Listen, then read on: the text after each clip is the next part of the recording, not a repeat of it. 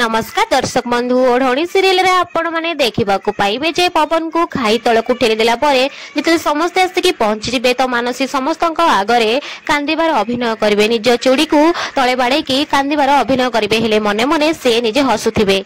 एपटे अन्य माने पवन पवन कहि कि चिल्लुथिबा और किछि समय पई समस्त स्तब्ध होई जिबे एमिति हठात घटी जिबा देखि कि समस्त आश्चर्य होई जिबे। मोहिनी से घाई आड़ को जीवाई चेष्टा करथिबे सेतेबेले रघुवीर अटकई देबे आ मोहिनी पवन पवन कहथिबे छाड़ मते छाड़ मो पवन को मते आनी दे एमिति से कहथिबे रघुवीर को यापर जीवन मध्य से घाई आड़ को जीवा चेष्टा करेंगे आउ